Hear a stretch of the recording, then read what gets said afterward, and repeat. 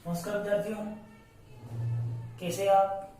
अपन पढ़ रहे थे रासायनिक बलगतिकी। आज अपन पढ़ेंगे शून्य कोटि अभिक्रिया का समाकलित वेग समीकरण। तो किस प्रकार से अपन शून्य कोटि अभिक्रिया का समाकलित वेग समीकरण ज्ञात करेंगे। तो क्वेश्चन इस तरह से आएगा आपका कि शून्य कोटि की अभिक्रिया किसे कहते हैं, इसके समाकलित वेग समीकरण को व्युत्पन्न कीजिए। ये तो इस तरह था आपका बोर्ड एग्जाम में क्वेश्चन। और कॉम्पिटिशन में आपके ग्राफ आ जाए कि दिया गया ग्राफ कौन सी कोटि के लिए है, या और कोई न्यूमेरिकल बन के आ जाए। तो पहले अपन थ्योरेटिकली बात करते हैं और फिर बात करेंगे अपन न्यूमेरिकली कैसे क्वेश्चन इसमें पुटअप होता है, या फिर एग्जाम्पल दे दे कि ये बताओ किस कोटि के अभिक्रिया का उदाहरण है।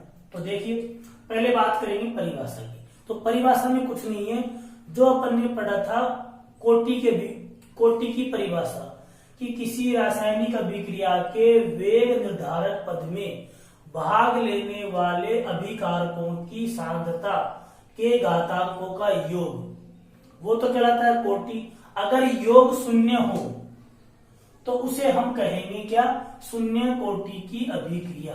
रासायनिक अभिक्रिया के वेग निर्धारक पद में भाग लेने वाले अभिकारकों की सांद्रता पदों के घातांकों का योग यदि शून्य हो तो उसे हम शून्य ऑर्डर की अभिक्रिया, जीरो ऑर्डर की रिएक्शंस कहते हैं। अब इसे देखो, इसका जो समाकलित वेग समीकरण है इसको अपन ने उदाहरण से समझाया है। माना ए कोई अभिकारक का ये उत्पाद बी में बदल रहा है, टी बराबर 0 समय पर इसकी जो सांद्रता है ए अभिकारक की वो ए मोल प्रति लीटर है। उस समय भी बढ़ाई नहीं है। टी बराबर टी समय, क्वेश्चन में आपको 10 सेकंड 20 सेकंड 200 सेकंड या 2 मिनट जो भी दे रखा होगा, उस समय पर क्या होता है, इसके एक मोल पर लीटर है वो उत्पाद बी में परिवर्तित हो जाते हैं। तो ए का बचेगा ए माइनस एक्स। तो वेग बात करते हैं, वेग होता है अभिकारकों की सांद्रता या उपकारक या उत्पाद की सांद्रता में परिवर्तन। तो वेग बटा परिवर्तन में समय, तो dx अपॉन dt अपना वेग हो गया। ये वेग समानुपाती है, अपन ने पढ़ा भी है द्रव्यानुपाती क्रिया का नियम कि रासायनिक अभिक्रिया का वेग अभिकारकों की सांद्रता के समानुपाती होता है। तो वेग समानुपाती हो गया a माइनस एक्स की पावर 0। क्यों कि शून्य कोटि की अभिक्रिया है, इसलिए घातांकों का योग रखना पड़ेगा 0। इसको हटाया तो k नोट आ गया, a माइनस एक्स की पावर 0। तो dx अपॉन dt बराबर आ गया अपना k नोट। a माइनस किसी की पावर 0 का मतलब 1 होता है, बताया था आपको ये। तो dx अपॉन dt बराबर k नोट। ये समीकरण एक नाम दे दिया इसका, और इसे बोलते हैं शून्य कोटि की अभिक्रिया का समाकलित शून्य कोटि अभिक्रिया का अवकलित वेग समीकरण। यह है शून्य कोटि अभिक्रिया का अवकलित वेग समीकरण। और के नोट यहाँ पर है, वो जीरो ऑर्डर रिएक्शन के लिए वेग स्थिरांक है, यानी कि शून्य कोटि अभिक्रिया का वेग स्थिरांक है। इसका अपन ग्राफ बनाए dx अपॉन dt और सांद्रता के मध्य, यानी वेग और अभिकारक की सांद्रता के मध्य, तो ये स्थिरांक आता है के नोट। तो यही क्वेश्चन बनता है कि किस अभिक्रिया का जो वेग है वो अभिकारकों की प्रारंभिक सांद्रता पर निर्भर नहीं करता है। तो ये आपके कॉम्पिटिशन में पूछ सकता है, और वैसे लिख रखा मैंने कि अतः जीरो ऑर्डर रिएक्शंस का वेग अभिकारकों की प्रारंभिक सांद्रता पर निर्भर नहीं करता। देखो स्थिरांक आ रहा है, सांद्रता पर वेग क्या स्थिरांक है, वेग का मान कांस्टेंट है बिल्कुल। तो अपन कह सकते हैं कि शून्य कोटि अभिक्रिया का जो वेग है वो अभिकारकों की प्रारंभिक सांद्रता पर निर्भर नहीं करता है। तो यहां तक अगर आपके शून्य कोटि अभिक्रिया का अवकलित वेग समीकरण आता है तो यहां तक आपको देना है। अगर आपसे एग्जाम में पूछे कि समाकलित वेग समीकरण व्युत्पन्न कीजिए, तो आप यहां से बताएंगे परिभाषा से पूरा, ये तो बताएंगे साथ में आगे भी। तो देखिए समाकलित मैंने लिखा है समाकलित वेग समीकरण। तो देखो अपना समीकरण एक अपना ये था dx अपॉन dt बराबर k नोट, इससे लिया मैंने, इसको मैंने एक्सचेंज कर दिया dx बराबर k नोट dt। इसका अपन समाकलन करेंगे dx बराबर k नोट dt। dx का समाकलन होता है वो x होता है, और स्थिरांक का समाकलन नहीं होता है तो k नॉट बाहर आ गया, dt का t हो गया, प्लस लगाते हैं समाकलन स्थिरांक, तो c यहाँ पर क्या है, समाकलन स्थिरांक। अब अपन इस पे क्या नाम लिमिट लगाएंगे कि जब t बराबर 0 था, देखो t बराबर 0 था तो x यहाँ पर क्या था, 0 ही था, तो x 0 है। अब इसको जो मान को अपन समीकरण 2 में रख देंगे, तो x के स्थान पर तो क्या आ गया 0, k नॉट ऐसे कैसे, और t के स्थान पर क्या आ गया 0 प्लस c, अतः c बराबर क्या आ गया 0। अब c का मान जो आया 0 वो इस समीकरण 2 में पुट कर देंगे, तो x बराबर आ गया अपना k नॉट t प्लस 0, यानी x बराबर आ गया अपने k नॉट t, और x बराबर आ गया k नॉट बराबर आ गया x अपॉन t। यही जीरो ऑर्डर रिएक्शन का समाकलित वेग समीकरण है। और ग्राफ अगर बनाए अपन x और t के मध्य में, तो ये y बराबर mx प्लस c से निकालेंगे। मैंने ग्राफ को, अभी तो ग्राफ देख लीजिए आप, फिर मैंने ग्राफ का अलग ही टॉपिक लिया है कि ग्राफ से संबंधित कैसे क्वेश्चन बनेंगे, वो ग्राफ कैसे बनाएंगे, ग्राफ दे दिया तो कैसे उसको बताएंगे कौन सी कोटि का है, या कोई सी कोटि की दे दे, बताओ कौन सा ग्राफ बनेगा, तो अपना एक टॉपिक अलग ही रहेगा ग्राफ का। फिलहाल y बराबर mx प्लस c से अकॉर्डिंग ये ग्राफ आता है, इतना देखिए आप, फिर बताऊंगा मैं आपको ग्राफ कैसा है। तो ग्राफ जब अपन पढ़ लेंगे शून्य कोटि प्रथम कोटि का, फिर मैं आपको बताऊंगा ग्राफ कैसे निकालना है। तो जो मैथ्स वाले बच्चे पढ़ते हैं सरल रेखीय समीकरण y बराबर mx प्लस c से, तो उसके अकॉर्डिंग अपन ग्राफ को समझेंगे ढंग से फिर अपन। तो ये अपना प्रथम शून्य कोटि अभिक्रिया का समाकलित वेग समीकरण है। इसमें ग्राफ बनाए तो ये इस तरह की, यानी कि तो ये अपना ग्राफ हो गया, और ये शून्य कोटि अभिक्रिया का इस प्रकार से हमने समाकलित वेग समीकरण ज्ञात किया। अब देखो इसमें एक तो बात करेंगे अपन एग्जाम्पल की, और फिर क्वेश्चन कैसे आता है वो देखते हैं। यहां पर देखो x है, शून्य कोटि में आप जो सवाल हल करते हैं न्यूमेरिकल आएगा, तो आपको सिर्फ यही देखना है कि x क्या है, x क्या है। x यहाँ पर है अभिकारक की वह मात्रा जो उत्पाद में परिवर्तित हो रही है। कितना है, कितना था अभिकारक के पास, दैट इज नो इम्पोर्टेंट। आपको सिर्फ और सिर्फ ये ध्यान देना है कि कितना एक्सपेंड हुआ है, कितना खर्च हुआ है। तो ये एक्स आपको ये ध्यान देना है कि एक्स क्या है, अभिकारक की वह मात्रा या सांद्रता व परसेंटेज बोल सकते हैं जो उत्पाद में परिवर्तित हुआ है। न्यूमेरिकल सोल्व करते समय इस एक्स का दिमाग में बैठ गया आपके, तो न्यूमेरिकल जितने भी टाइप के बनते हैं वो 4-5 टाइप के बताऊंगा आपको मैं कि न्यूमेरिकल इसमें किस तरह बनते हैं। जितने टाइप के बनते हैं वो अगर आपके समझ में आ गए कि कब क्या पूछ रहा है, सूत्र अपना यही रहेगा कि कब क्या पूछ रहा है, तो आपके इजी गोइंग आपके न्यूमेरिकल हो जाएंगे। तो अब देखते हैं अपन, पहले लिखते हैं इसके उदाहरण और फिर पढ़ेंगे अपन इसके एग्जाम्पल।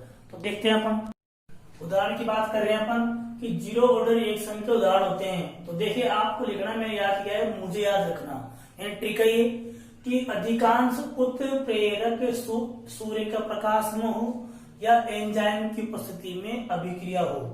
तो उत्प्रेरक की उपस्थिति में या सूर्य के प्रकाश की उपस्थिति में या एंजाइम की उपस्थिति में जो अभिक्रिया होती है उनमें से अधिकांशतः क्या होती है, वो जो जीरो ऑर्डर रिएक्शंस होती है, शून्य कोटि की अभिक्रिया होती है। जैसे H2OCl2 है, स्थिर दाब पर सूर्य के प्रकाश की उपस्थिति में जल की सतह पर ये क्या बनाती है, HCl। तो यहाँ पर सूर्य का प्रकाश आ गया। अमोनिया का अपघटन टंगस्टन, W होता है टंगस्टन की उपस्थिति में ये वियोजित होती है N2 और 3H2। तो ये भी क्या है, अमोनिया का डिकम्पोजिशन, अमोनिया का अपघटन टंगस्टन की सतह पर।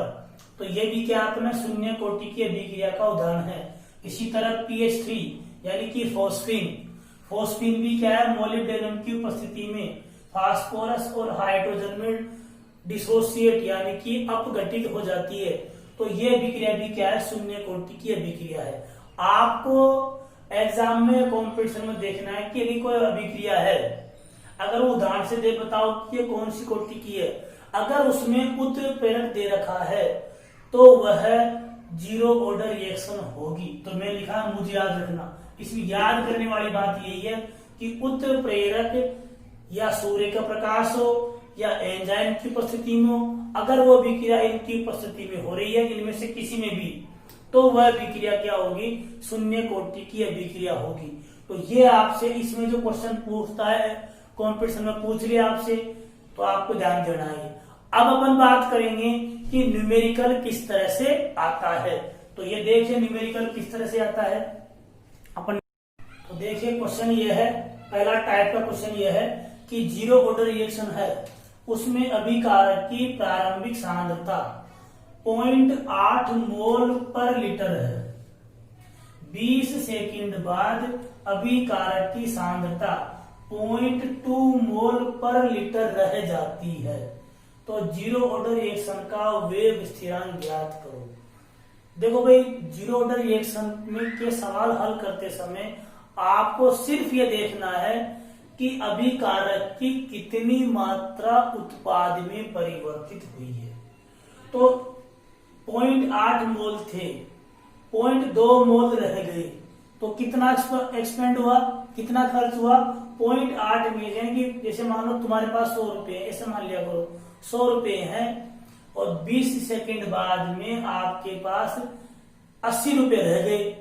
तो रह गए मतलब कितना खर्च हुआ, 20 रुपए खर्च हुए, ये थे, ये रह गए।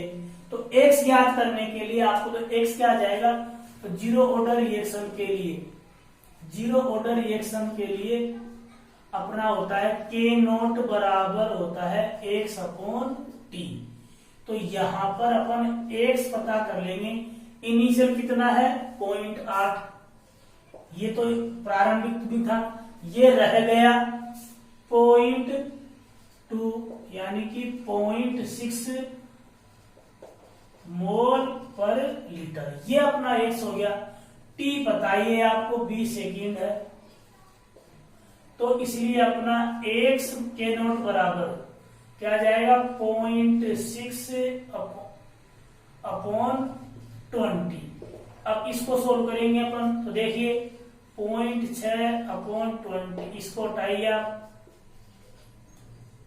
ये आ गया, तो ये कट गया आपके 3 बार, यानी कि 3 इंटू 10⁻²-2 मोल पर लीटर पर सेकंड, मोल पर लीटर पर सेकंड।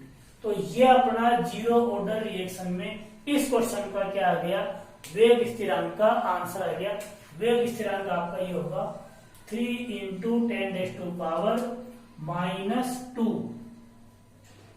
मोल पर लीटर पर सेकंड। आपको ये देना कितना खर्च हुआ है।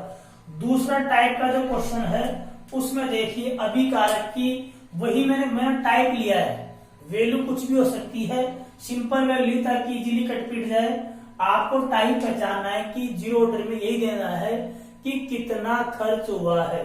यहाँ देखो जीरो ऑर्डर रिएक्शन में अभिकारक की प्रारंभिक सांद्रता वही 0.8 मोल पर लीटर है।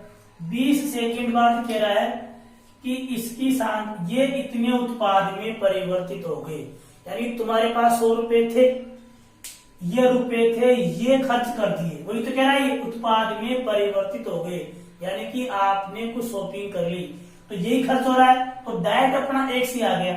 तो अपन का सूत्र यही है K नोट बराबर x/T। तो वेग स्थिरांक अपना आ जाएगा डायरेक्ट इसमें, तो K नोट बराबर x/T। तो K नोट निकालने x कितना आ गया अपना 0.2 अपॉन 0.8, ये पॉइंट से पॉइंट चल जाएंगे, तो ये 1/4 यानी कि 0.25। तो K नोट बराबर आ गया 25 इंटू 10⁻² मोल पर लीटर पर सेकेंड, क्योंकि जीरो ऑर्डर रिएक्शन के वेग स्थिरांक की इकाई यही होती है, मोल पर लीटर पर सेकेंड, या मिनट में तो मिनट में आ जाएगा। तो दूसरा टाइप क्वेश्चन ये हो गया, क्योंकि यहाँ पर यही बोल रहा है उत्पाद में परिवर्तित, यानी कि ये खर्च हुआ है, यहाँ पर था कि ये रह गया, यहाँ रह गया था, यहाँ पर यही देखना आपको, टाइप पहचानना है, रह गया मतलब कितना खर्च हुआ है, और यहाँ खुद ही बोल रहा है कि इतना परिवर्तित हुआ है। तीसरा टाइप देखो, एक जीरो ऑर्डर रिएक्शन 40% जो अभिक्रिया है वो 20 मिनट में पूर्ण होती है। तो इसका अपन को वेग स्थिरांक ज्ञात करना है। ऐसा मान लीजिए तुम्हारे पास जितने भी रुपए हैं वो उसका 20% है या 40% है, इतने समय में पूर्ण हो गया, मतलब मैंने खर्च कर दिया, यानी कुल रुपए थे उसका इतना % आपने खर्च कर दिया। तो 100 के हिसाब परसेंट यानी प्रतिशत 100 में कितना, यानी 40% पूर्ण हो रही है, मतलब 40 हो गई पूरी। तो आप इसका में निकालेंगे सूत्र इसका, वही K नोट बराबर 1/T। 100 का 40% 40 होता है, तो एक सपना हो गया यहाँ पर 40, समय है 20 मिनट, तो ये आ गया आपका 2, यानी कि K नोट बराबर 2 मोल पर लीटर पर मिनट, क्योंकि यह मिनट में है तो पर मिनट। तो ये अपना थर्ड टाइप का क्वेश्चन हो गया कि जीरो ऑर्डर रिएक्शन में अगर आपको परसेंट वाला क्वेश्चन भी हो, ऐसे 5-6 टाइप के क्वेश्चन है। मैं प्रत्येक टाइप बताऊंगा आपको कि क्वेश्चन किस तरह पूछता है। आपको बार बार कह रहा हूं, सिर्फ और सिर्फ यह देखना है जीरो ऑर्डर रिएक्शन में कि कितनी अभिकारक की मात्रा उत्पाद में परिवर्तित हो रही है, फिर अपने आप क्वेश्चन सोल्व हो जाएगा। रटना कुछ भी नहीं है, या तो वो रह जाती है या बोल रहा है उत्पाद में परिवर्तित हो गया, और यह परसेंटेज हिसाब से बता रहा है कि इतने % 20 मिनट में पूर्ण होती है, तो यानी कि इतने % खर्च हो गए। तो अपन क्या नाम से इसका वेग स्थिरांक ज्ञात कर लेंगे।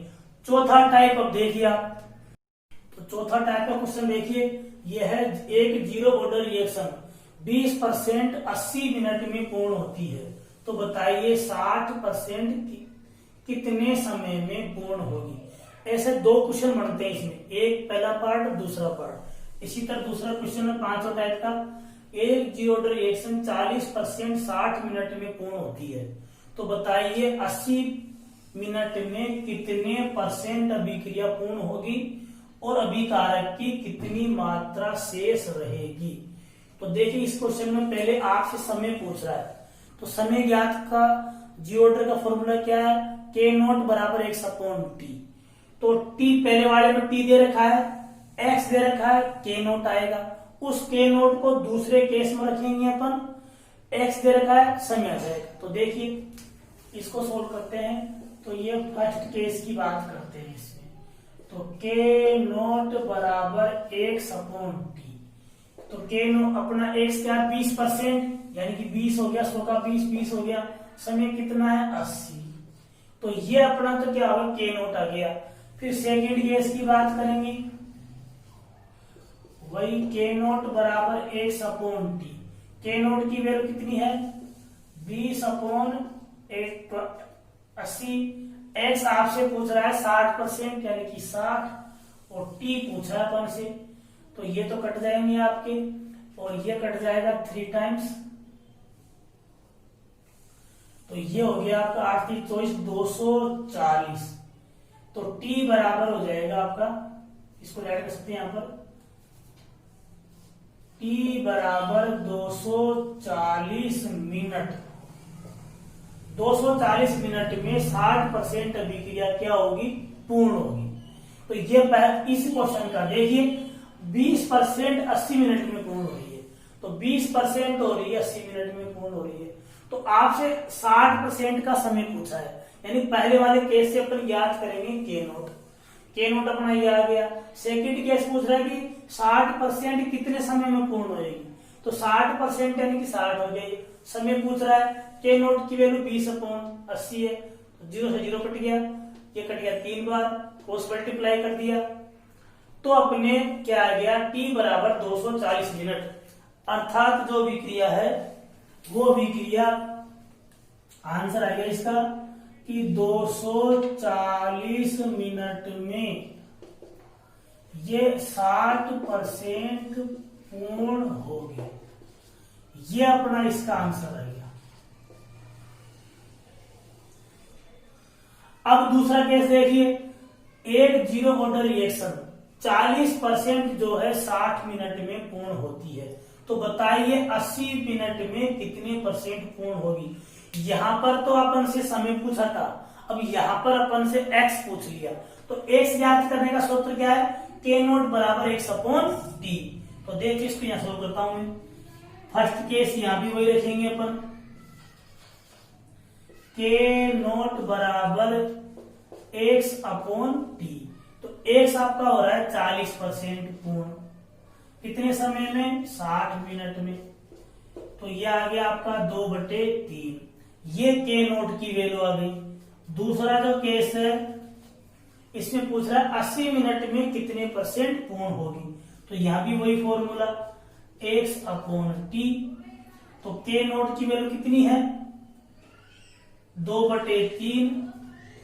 एक्स अपन से पूछा है, ये एक्स लीजिए, समय दे रखा है 80 मिनट, ये लीजिए।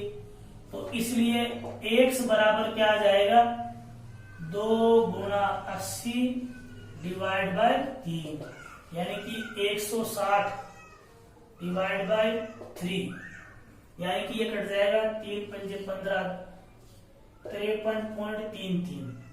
ये 3 बोल सकते हैं इसको, हाँ जी 15। हाँ, तो ये रह गया आपका इतना %। ये क्या होगी, पूर्ण हो गई। ये तो होगी पूर्ण अभिक्रिया, यानी कि आप बता सकते हैं कि 80 मिनट में इतने % पूर्ण होगी। तो इसका आंसर क्या लिखेंगे कि 80 मिनट में 53.33% अभिक्रिया पूर्ण होगी। ये तो पहला पोर्शन हो गया, इसका होगी। फिर पूछा अभिकारक की कितनी मात्रा शेष रहेगी। स्टार्टिंग अपने 100% बोला है, तो अभिकारक की शेष मात्रा, अभिकारक की शेष मात्रा बराबर 100% माइनस 53.33%। तो ये रह गया आपका 7, 6 और ये 4 और ये 4, 40.67%। हाँ जी 47 जाएगा, 46.67% मात्रा है वो शेष रहेगी कितने मिनट बाद में, 80 मिनट बाद में। तो ये 5 तरह के क्वेश्चंस थे आपके जीरो ऑर्डर रिएक्शन में। तो आपको सिर्फ और सिर्फ यही ध्यान देना है कि जीरो ऑर्डर रिएक्शन में अभिकारक की कितनी मात्रा या % उत्पाद में परिवर्तित हो रही है, और ये सूत्र याद रखना है। तो सब कुछ क्लियर हो जाए। कितने टाइप के क्वेश्चन, ये 5 जितने टाइप के बनते थे मैंने बता दिए। ये क्वेश्चन आपके कंपटीशन में पूछे, चाहे बोर्ड एग्जाम में पूछे, नीट में, जेई में, वीआईटी में, बिटसेट में, एनडीए में, किसमें भी आपसे पूछे आपसे, तो आपको थोड़ा ध्यान रखना है। ये आगे क्लास में अपन पढ़ेंगे फर्स्ट ऑर्डर रिएक्शन, प्रथम कोटि अभिक्रिया का समाकलित वेग समीकरण कैसे ज्ञात करते हैं, उसके उदाहरण पढ़ेंगे। उससे संबंधित फिर न्यूमेरिकल पढ़ेंगे, कितने टाइप के बनते हैं ग्राफ देखेंगे। तो यहां तक आप देखना आज जीरो ऑर्डर रिएक्शन का बारे में क्या पढ़ा आपने, कैसा आया समझ में आपको, कमेंट्स कर लिखें, लाइक करें अपने चैनल को और सब्सक्राइब करें दोस्तों को। अच्छा लगे तो कमेंट्स करें। Thank you very much, best of luck.